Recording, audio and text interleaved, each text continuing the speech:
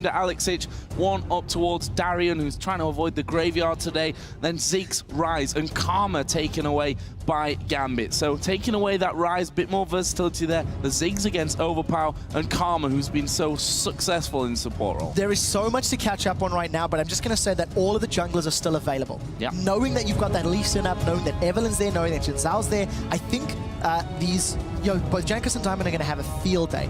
With ROCCAT locking in that first pick Thresh, I am quite happy to see that. It is Vander's most played champion by a massive margin. And when he is on form, when he is landing those death sentences, he is a threat to absolutely everybody. So we'll see if he can thread the needle and find those picks. Yeah, interesting choice. In fact, the most contested support if you had these two players together. 14 games played for Vander, 11 for Edward. And Vander has almost double the KDA, in fact, more than double the KDA of Edward on that Thresh. So that's going to be an important pick for them. That's where he won his MVP award with his Thresh skills. Over on the other side, though, Irelia for Darian. So that is an interesting first pick. If you look at the rest of the top lane, a lot of champions are still up. We've already seen the Jax, we've already seen the Dr. Mundo. With Renekton banned out, this is telling us that Darian is very confident on that pickup. He wants to try to get some lane presence down. I want to see how aggressive he plays, because the one flaw with Irelia, if you are in your opponent's face all the time, you burn through your mana pool very, very quickly. So we'll need to keep a close eye on Darian and his resource management to see how well he survives this laning phase. Lucian also picked up for Genja, so his brief affair with Caitlyn, he's gone back to Lucian now, which is the more standard pick, actually, for Genja. You'd also argue that that's the most highly contested AE carry when you look at these two players. I guarantee it. When you look at the meta right now regarding your AD carries, it's Lucian and Caitlyn that are really head and shoulders above the rest, and depending on the rest of your composition, will then determine who else you want to lock in. We do see that the Jinx has been locked in now for Saliver, and in my opinion, it's a hit-and-miss champion for Saliver. He's had some games where he's done great, he's had some games where his positioning and his slightly weaker laning phase has cost him. Jinx is a champion that when she gets ahead, she has so many tools to stay there, but the moment she can't kill you with a Super Mega Death Rocket, all of a sudden, she's not a kill threat. You've got Irelia that can jump on her.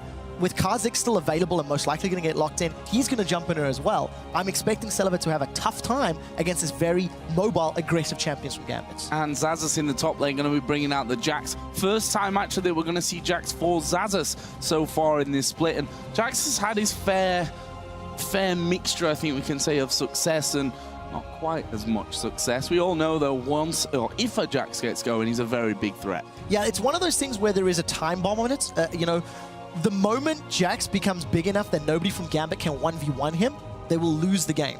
This is what happened in game 1 of the previous quarterfinal, where there was nobody in Alliance that could deal with Young Bucks Jax in a 1v1 scenario. So he just sits alone by himself in a side lane and continues pushing it up. So we will need to see how Gambit decide to deal with him. I'm anticipating some additional love from the junglers to get in his face and make his laning phase a bit more difficult. And speaking of junglers, Kha'Zix was locked in here for Diamond, and well, we know how strong he is on Kha'Zix. I almost feel like we say that all the time when we're talking about Diamond and his performances on junglers, but Kha'Zix is a real speciality for him. 7-0-2, the last time that Gambit beat ROCCAT, which is 2 weeks ago, it was the jungler that he was running when they had that siege composition, and Alex would land a spear, Diamond would jump in there and kill somebody, and he did that over and over and over. We've talked a lot about the strength of Kha'Zix right now. On 4.5, he is a little less powerful thanks to the tower dive, damage reduction on his tower. And the only reason I highlight that, if Gambit wants to shut down Xaxus on Jax, they need to execute their dives flawlessly. They cannot afford to miss abilities or miss time abilities, because it's going to be very difficult not only to dive Jax under a tower, but to ensure you get the kill.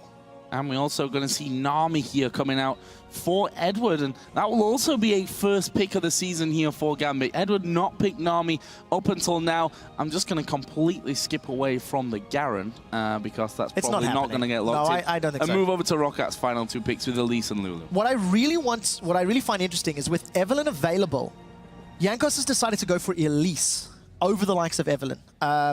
Over the likes of Lee Sin. I mean, they were both up, they were both there, and he's opted to go for the magic-based jungler. I think they're feeling confident in the amount of damage that you've got, the mixed damage from Jax and the burst damage from Jinx. I also like the utility that Elise offers you, a little bit safer with the repel, Cocoon scales a little better into the late game, and you have some siege potential. throw out those zaps and those glitter lancers and some volatile spiderlings, and all of a sudden you do have some siege potential on the side of ROCCAT. Final pick for Gambit was none other than Castlewin. He's been banned so many times this season. However, he did have that rework, has been banned for 4 weeks now, yes. Actually. And today is the first time that we're actually going to see Cassidin available. Gambit take it. So the biggest thing to note on Cassidin is his Q has had the biggest change. It no longer applies a silence, it gives him a shield when he does actually cast that and jump in. I feel like in general Cassidin's damage has been reduced, especially in the early and mid game, but given enough time, given enough items, he still has the potential to instantly burst you down. The one thing I do want to highlight, you've got a Wild Growth in there that can save somebody. You do have the Thresh Lantern as well. So Alex is going to need to time his engages perfectly to make it work. And the fact is, on the other side, you've got a Jax who's also going to be scaling up like a beast. And we'll see how those two face off. But before we get into our first game of this best of 3, let's see who you guys voted for over on lolesports.com. According to the numbers, you think Gambit are going to win the series by 69%. Yeah, that's not surprising. I think, you know, I feel like Gambit are probably the stronger favorites in this series as well. They've been boot camping for just shy of 2 weeks. You know, I talked on this earlier as well. Alex has said they've got a team analyst. I mean, this is the first time we've heard anything remotely of the sort for Gambit. And if Genji's going to build some real items on an AD carry, and they can fix some of their decision-making and their rotations, this could be a very strong Gambit team. Well, let's not forget that Edward tweeted yesterday that he's broke his finger. Turns out it was his finger on his foot, which is actually a toe. We'll let him off on that one, though, because we're going to move into game. We'll see if that broken toe affects Edward this time around. It is, of course, game 1 between Gambit and ROCCAT in this best of 3, with a place in the semi-final up for grabs. And for the loser, still the threat there of looming relegation. Yeah, it's very, very scary. Alliance, you know, you weren't 100% sure they were going to make it in that previous series. They were behind in game 1, significantly behind in game 2, but they did manage to pull it out and make it work for them in their favor. Right now, Gambit grouped up on the bottom side of the map and going to be invading on ROCCAT. This is something that's not traditional. We don't see Gambit going for these sorts of invades very often, and I think Celiva should be able to get away as long as he flashes the bubble. Gets the early vision there, and Edward is going to be the one. I was going to say walking, but it's a fish. I'm not swimming along on grass, not something a fish does really either. But Gambit have pushed themselves in towards that red buff area. We see the ward going down on the buff, and instantly the recalls start to happen. You see Thresh off to one side, Lulu on the other. Celiva on Jinx is waiting on the bottom side, but Gambit have got the information here that they wanted, picking up that early ward, getting the vision in there, and leaving. So we'll see how they make use of that information. Once again, we talked about how we're anticipating Darien to get a couple more ganks in that top lane. And by getting that additional vision, seeing all the members of ROCCAT, it's going to allow them to actually quite safely get control of their own buffs. I do want to highlight the fact that there are 2 teleports on the side of Gambit right now, both with Darien and Alexich. And considering how powerful that teleport is when you TP to a tower, it's going to give Gambit an immense amount of mid-game map presence and map control. And we'll see how they make use of it. Well, we see that Gambit once again moving across the map, getting a ward into the Death Brush. And it looks like that blue buff will be safe for now. So Gambit getting some early vision in there. Are we going to see that lane swap happening? We already are seeing that happening as Gambit move Lucian and Nami to the top lane. But ROCCAT are ready for this one. They're going to bring Jinx and Thresh to that top side. That will leave Lulu and Cassidin in the mid lane. Irelia Jax in the bottom. So going for the straight head-to-head, we may not be seeing any of these funny, fast tower pushes that we did see from the first 2 games of the last series. But we need to see how this lane matches up. I actually quite like the idea of a Nami Lucian when you don't get hooked. Looking the fish, but I'm not sure they've got the damage here at level 1. Let's talk about summoner spells here while we're on the topic of damage, because, you know, traditionally a support will have an ignite in there. That's obviously all changed now, and we see heals from both AD carries and exhaust on both supports. Yeah, I actually think without jungle intervention, there is sustain on the side of Nami, there's a shield on the side of Thresh on ROCCAT's side, and knowing that Lucian can bully Jinx early on, even though Thresh is slightly more effective than Nami, I do feel like this lane is pretty even. What I do like is once Edward gets some points into that Tidecaller's Blessing, the Nami E, he's going to be able to put that on Lucian, and Lucian, with his passive double shot, will get both of those procs off immediately, making his early game trading and burst that much more significant. So we'll keep an eye on that lane in a moment. As you can see, Diamond in the bottom lane, coming in behind Jankos. This should be a pretty successful gank. This could be dangerous. Level 2 has got his leap strike. Actually uses a flash there as well, Zazas, to get back to the safety of that turret. That's an early summoner spell brought out there from Gambit's side of things. Jankos is still hanging around, but you can see there's a ward completely giving his position away there. So Gambit know that Elise is hanging around. They're just going to push this wave to the turret. I would expect the same thing to happen in the next couple of minutes, knowing that Zazas doesn't have that flash available, and knowing that both Irelia and Kha'Zix can leap after him once he manages to leap away. That is quite a powerful position to be in. So we'll see how successful Diamond is at getting that potential first blood. He's about to run into a spider in the jungle. I think it's going to be a pretty even trade. Cocoon going out there, not quite got the right angle to catch onto Diamond. The Spiderling, though, did have the range just to get in there. Just want to touch on that mid lane for now as well. Alexic, we are actually going to see a hook, so let's forget that one. Chompers are down as well. Edward going to go low. That's a good bubble from him. Exhaust comes onto Genja as well. Wow. Darian tries to get in there, but he doesn't manage to get through onto that, and that is his teleport down. Flame Chompers from Saliva not only holds Gambit in place, but it also catches Darian the moment he spawns after that summoner spell was used. So ROCCAT, they do get away. I do want to highlight that both Exhaust and Heal were used on the side of ROCCAT, whereas Heal is still available for Genja.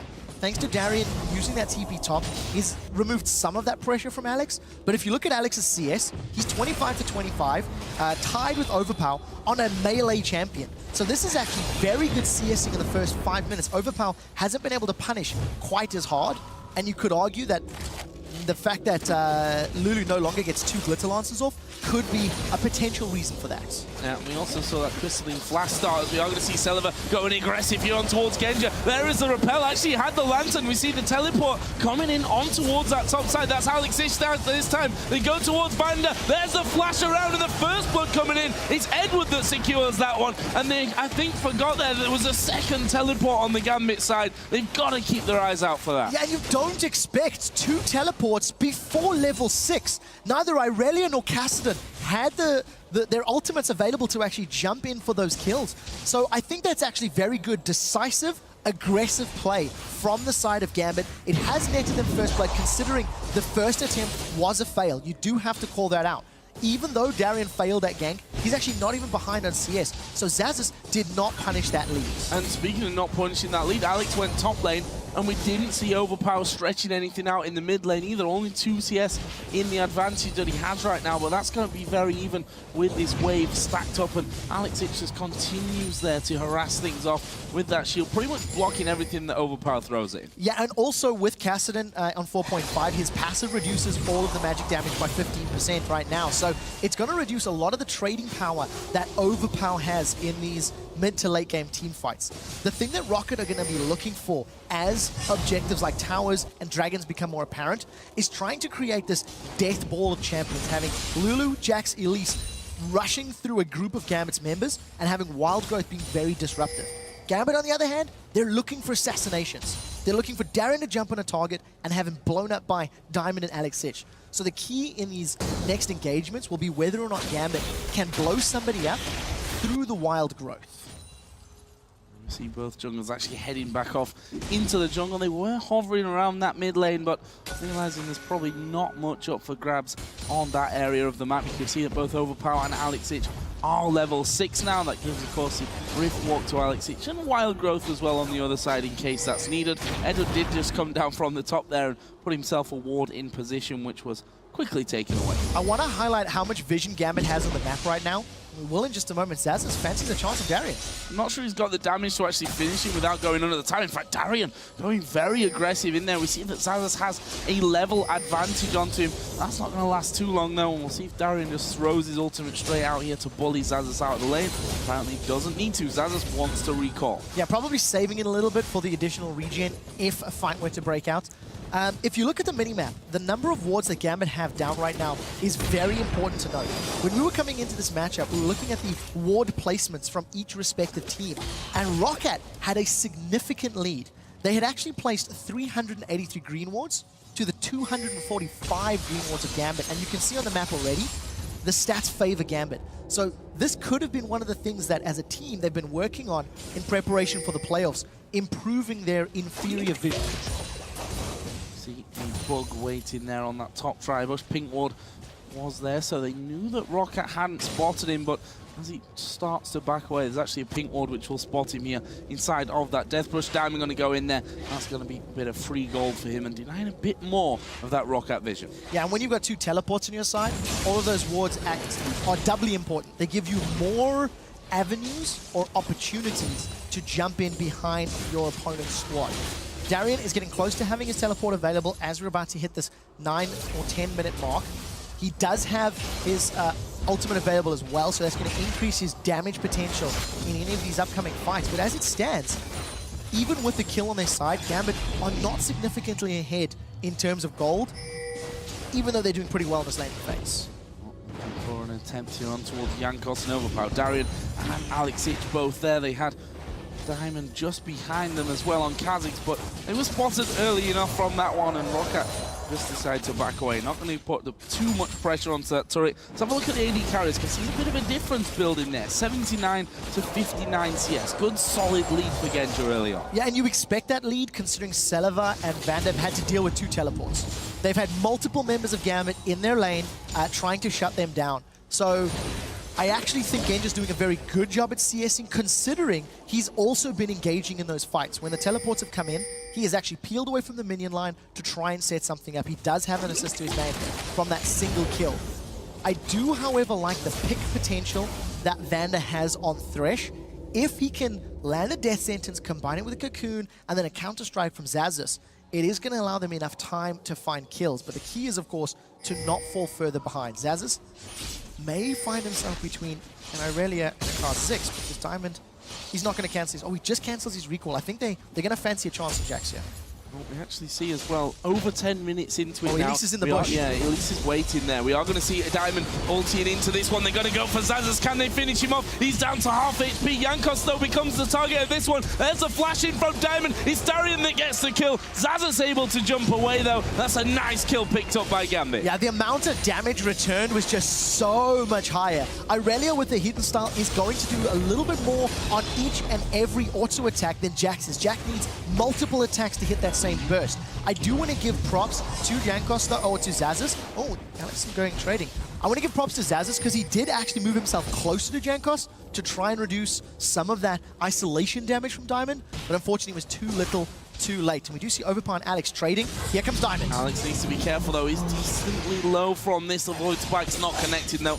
And that will give him the ability to just walk away from that. No slow coming in. A lot of pings going up towards that top lane. And just want to touch on that. At the 10-minute mark, it was 86 CS on the board for Genja on Lucian. Now his Lucian average in 9 games is just 69 at 10 minutes. So he's actually farming better this game than his average throughout the entire season so far. And you can theorize, once again, it's because of that support. You know, Gambit have threw resources to that duo lane to try and keep Sullivan Vander down. It is also a testament to the pre-game discussion where, you know, ROCCAT was saying we feel Genja and Edward are the weaker links of Gambit. So Gambit have invested some resources to get their theoretical weaker links rolling, and it seems to be working out. It hasn't equated to an item lead yet, but that is because both of the AD carries are sitting on a lot of money. 1,700 for Saliva to 2,000 gold for Genja. So the first time they back, they will be looking to pick up those Bloodthirst BF swords, potentially Bloodthirsters if this extended laning continues. Well, they seem quite content with the farming right now, and certainly Genja will be. Still holding a decent lead on that front. We see the Sight Stone is also in there for Edward, of course, the recipient of the first blood for Gambit in this top lane, and now they see Alex Ich is coming up there to join them again. There's a ward in the river there, though, so even though Alex Ich may have come through with that pink ward, knowing there's no vision from ROCCAT, he could have come through, as there is a bubble landing on towards Banner. In comes a tidal wave as well. Have they got the damage? Summon a heal was used there by Selva, and now they're going to try and turn this one around. Not got the damage there to do the business. Heal and exhaust was blown by ROCCAT to survive that trade. Genja holds onto the culling, so none of that was reduced. ROCCAT, they've called in reinforcements, and here comes Jankos and Overpower. Look for the cocoon. There is a bubble, though. The bubble lands, the cocoon misses, and that will be Gambit Gambit able to simply walk away from that one. Both Overpower and Jankos had come up. If that cocoon had have landed and the bubble would have missed, that would have been a complete different outcome. And look at this, typical Gambit style. They see that the jungler and the mid lane are in the top lane. They go straight for the first objective here of the Dragon. You know, it's not over yet. Vander does almost throws out the hook. For the first time in a while, Gambit actually grabbed this Dragon without losing Darien. We so often see them pulling him up. Now we do see a teleport in the river. Here comes Gambit. Here comes Alex from the side. He's going to burst the damage down onto all three of them. Bubbles missed though, and Zazas actually using his TP to now get involved in this top lane. In the end, no kills, no masses of damage really done from either side, and that means 2 TPs going to be going down. Overpower's now joining in. They might have the numbers advantage to force them off the tower. It looks like they will. That was a very uninspiring gank there from Gambit. Not only did the bubble miss from Edward, but Alex came in from the side, throws out the force pulse, but there was no support. Nobody else backed him up. I do want to point out that Darien also burned his teleport. I believe he cancelled it. I did miss that myself, but it is on cooldown, meaning that Gambit are going to have this a few more minutes of passive play. We've been seeing them try to force things down, but at the end of the day, that failed gank and the failed presence means that ROCCAT actually secures the top lane tower to take a tower lead of 2-1. Have a look down some items here. Darien on Irelia, first time this season. We know that Darien likes to experiment, I'm going to call it, when it comes to builds. Right now he has his Berserker Grease finished off with Home Guard as well, so they can get that speed out from the teleport. Got himself a Sheen up until now, working towards a Phage by the looks of it as well with that Ruby Crystal. Yeah, he's going to be motoring right now. Keep in mind that the teleport is so much shorter cooldown. And I think the way ROCCAT are playing right now, they're trying to force down these towers. So anytime Darien needs to defend, he can. He's been jumped up by Zazas. Here comes support. 3 men coming into this one. Can they lock up Darien? I think that they can. He's got no flash. There's a super mega death rocket. It's Jankos that sinks his fangs in there to get that kill. And they've got 5 men here. This is a 5-man push now from ROCCAT on that bottom tower. 3 men from Gambit trying to pull his back in. They have got Alex with the hook. The box goes down. Vander picks up that kill. The rest of the team have to back away. This is turret number 3 going down for ROCCAT. Yeah, a small mistake here by Overpower. He was taking so many turret hits, he needs to use his summoning heal to survive. Remember, we touched in the pregame about how ROCCAT had the abilities to siege, and if you land a key individual targeted skill shot, it will open up that objective. A great death sentence under the tower by Vander allows them to get a kill on Alex, grab themselves the 3rd tower of the game, and take a very small gold lead. Now, ROCCAT, with all of the outer towers down, need to get some deep vision in the jungle of Gambit to ensure that they can siege up on those inner turrets as safe as possible. And speaking of vision there and Darien going down, we've seen a trend from him when you look a little bit deeper in the statistics in terms of wards. He doesn't give himself that vision very often in the solo lane, whether that's top or bottom. He really does not. Over the 28 regular games of the Spring Split, Darien purchased 11 green wards and 6 pink wards in total. That's it. He's been relying entirely on his trinkets for vision. If you want to contrast to Zazas, Zazas has purchased 96 green wards and 13 pink wards. So 9 times the number of green wards. And if you look at the inventory right now, you can still see more wards on the side of ROCCAT. Although to be fair, the rest of Gambit have stepped it up this game. They have had very good vision up until, you know, this period of the game now as they've been defending these towers. And apparently Darien likes to go to the graveyard a little bit more than he was letting on there. We've seen it time and time again from him, but somehow seems to work out for them more often than not. We do see Zazas and Darien now switching their solo priority towards his top side, but they're not that solo because Diamond is up there with them. Jankos is there, and even Overpower is waiting off to the side here. They're looking for another free kill on Darien. So for the most part, Jankos has actually been relatively close to Diamond. They seem to have read each other quite well. You'll notice that Diamond is making his way to this top lane, and Zazas could jump in with a counter-strike. There is the stun coming down. Jankos is here as well. That's a nice move from Darien to try and get away. Wild Growth goes down as well. Darien's a dead man. Jankos picks up another kill. He's feeding on Darien right now. Very well executed by ROCCAT. They landed everything they needed to, and I like the fact that Overpower just waited in the wings just long enough to lull Gambit into that false sense of security. He used the Whimsy on himself for the movement speed and lands a very good Wild Growth.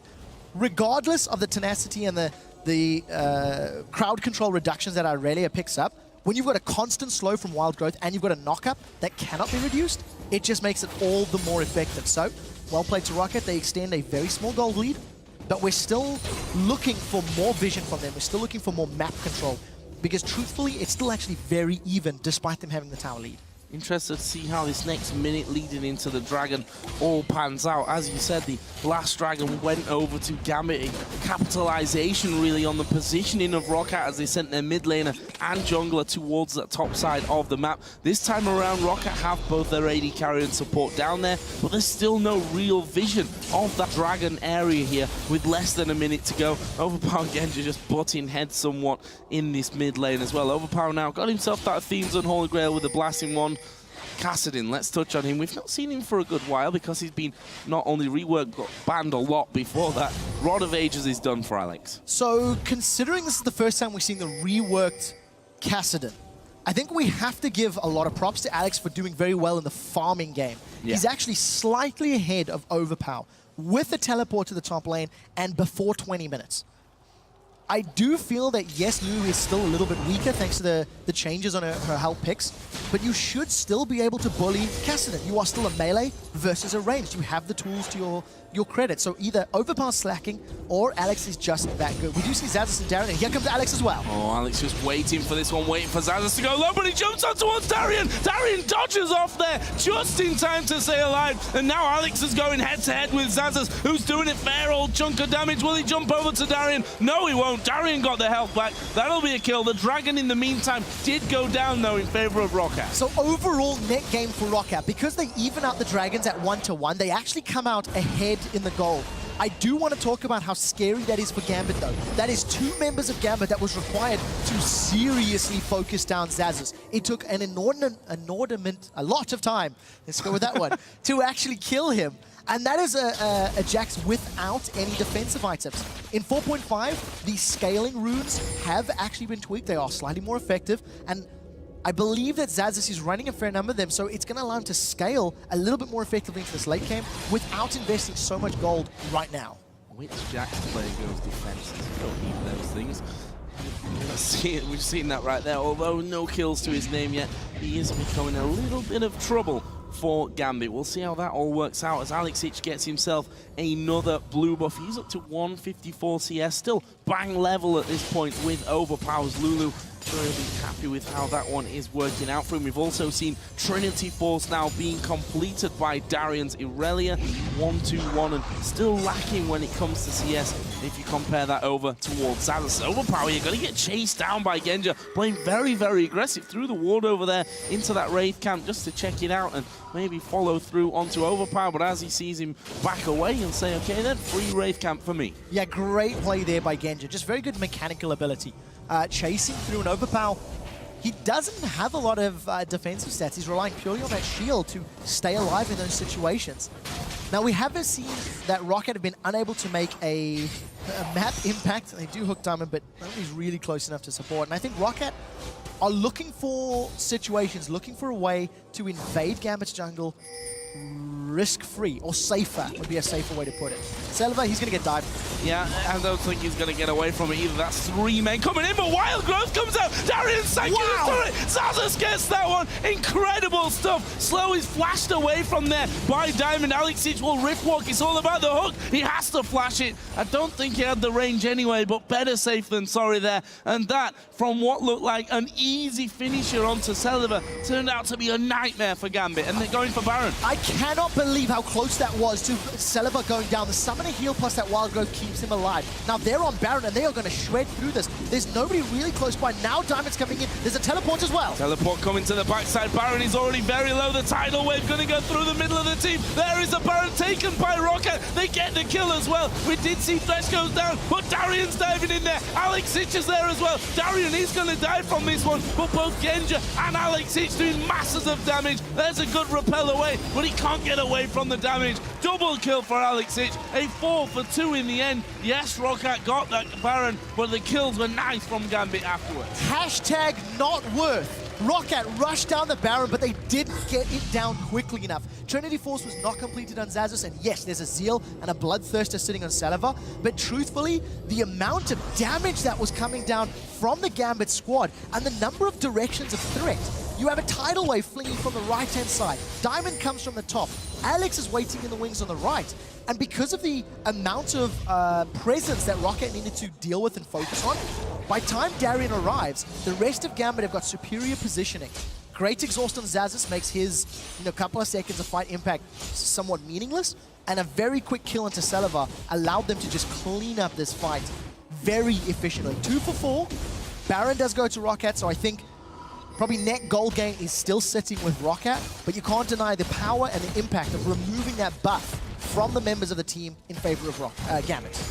That's going to give a bit of insecurity, that's the word, unsecurity. Actually, the German word came into my head first. That's a worrying sign, I think. Been living here too long. But yeah, insecurity, that's the one that they had there. I don't even know where I'm going with this. Over to you, Quick Shot. Perfect. Why don't you have a talk? I will, because we do see the Iceborne Gauntlets being picked up now for Kassadin. So we're seeing the first 4.5. His kit was reworked not only to remove the silence from his Q, give him a shield when he jumps into team fights to help survive, but also on his W, you're going to be increasing the amount of damage that he deals. There's an on-hit component, it restores mana if he hits champions, and when you combo that with the Iceborne Gauntlet, oh, we'll get to that, Xaxis may go down. Going to get caught a little bit from this one, did get his stun off, and actually will leap strike away onto that ward that he had from his trinket. No problem for him there. And Gambit deciding, okay, we've got no real vision going any further down the river or in towards their jungle.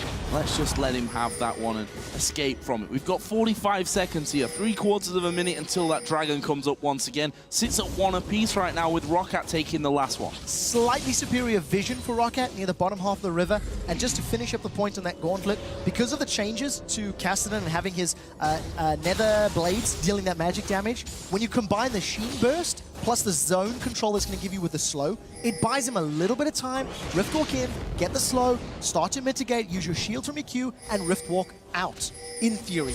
We'll see how it works out, because I do think his upfront assassination potential is significantly lower with this build, but we do need to see it actually play out, because it is the first time we've seen Kassadin on this patch. So, Dragon up in 5 then. No massive ward concentration down that side of the map just yet, although ROCCAT have started to move in position. We see that Gambit are already in there as well as a ward at the backside, which Alex Hitch is going to take away. The Dragon now down to less than half HP. They're going to try and come in for this one. It's going to be Gambit that get it. There's a repel coming away. Good tidal wave will knock them in the air, but it's Saliva that picks up Darian first. Diamond's going to fall as well. He was exhausted for that fight, and now Xaxis and Saliva just start to rip through the entirety of the team. Alex Hitch is going to try and escape. Genja will get away. Alex Hitch is probably going to run them on a bit of a wild goose chase here, but as the slow lands onto him, that makes it all the harder. The play comes in, and it's the shutdown from Jankos. That's a 4-for-0 in favor of ROCCAT. Gambit do not want team fights. We talked about how their composition needs to find picks. They need to blow somebody up as quickly as possible and then have a numbers advantage in the team fight. The moment you start dealing with an Elise, you put a whole bunch of damage on it. She's going to repel away to dodge the rest of it. We see the wild growth coming in there.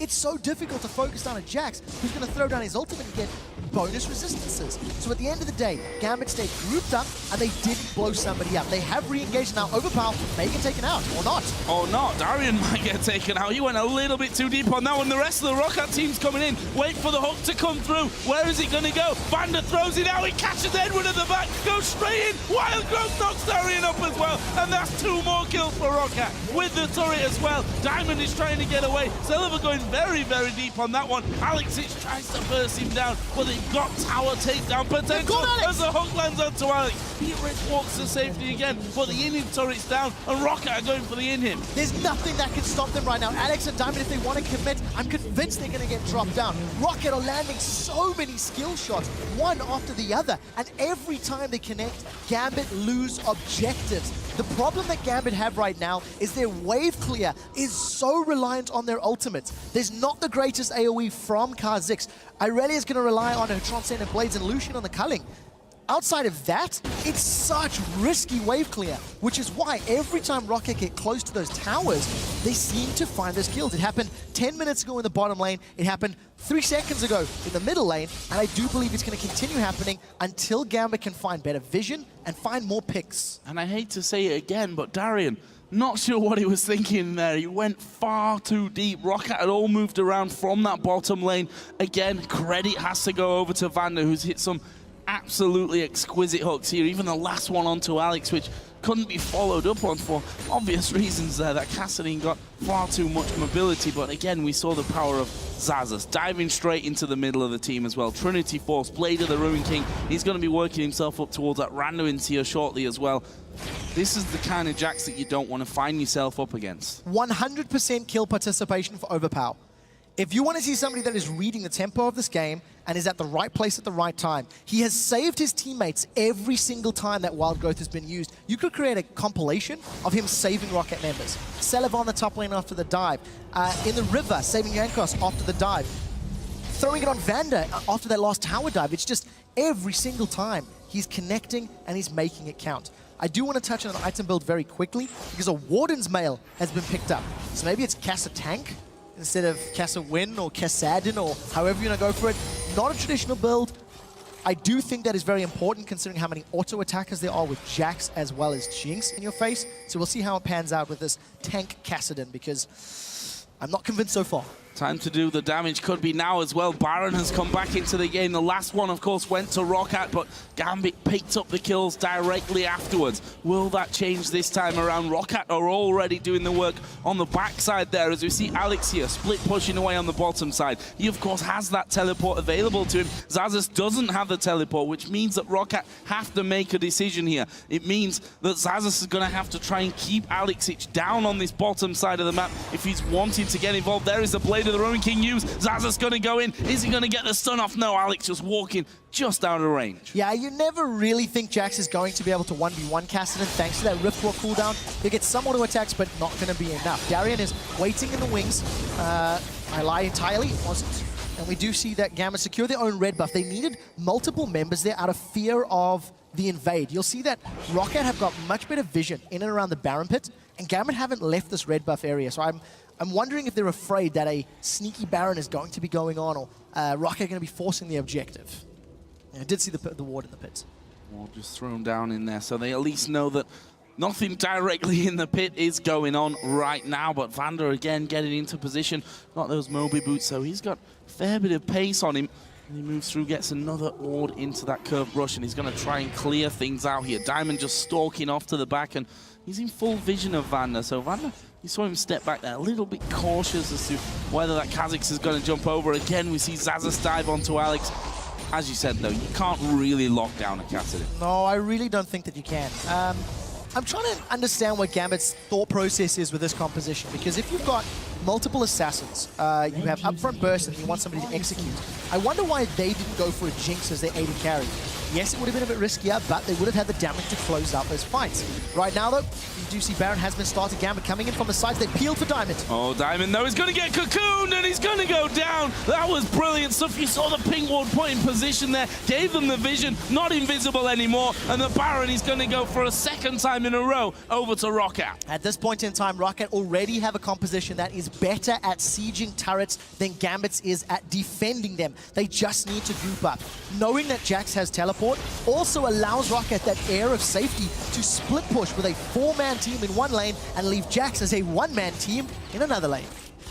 That 4-man team is pushing now along the top lane, and Overpower says, I got a shield all day long, and Vander will add into that as well with Thresh. That turret goes down without really the need for those minions to come in and tank it up for them, and it's all now about that inhibitor turret. Of course, the inhibitor in the middle lane is completely wide open. Genja actually throwing out his ultimate here. The Cullen taking down that minion wave, but look at that, the next one right there behind them, and they're going to try and work themselves in for another turret kill. Yeah, we do see that Alex is making his way back. Oh, they've caught Diamond! They caught Diamond, he actually goes away! Super Mega Death Rocket comes through, not quite got the execute. Meanwhile, down in the bottom lane, Alex is just having to defend against the minions that were pushed up there by Jax, and here is the hook coming out. There was a minion right in front of him. Don't think he spotted that one was there. Did land though, so still good accuracy from Vander. At this point in time, Xaxus is continuing to split push this bottom lane. He got a couple of auto attacks off a few moments ago. That death sentence doesn't connect, but look at the damage onto Genja. 2 auto attacks from Celev and he loses 50% of his HP. I actually like the fact that Celev is playing pretty safe. He does get caught by a bubble, but it's not worth the risk to jump in.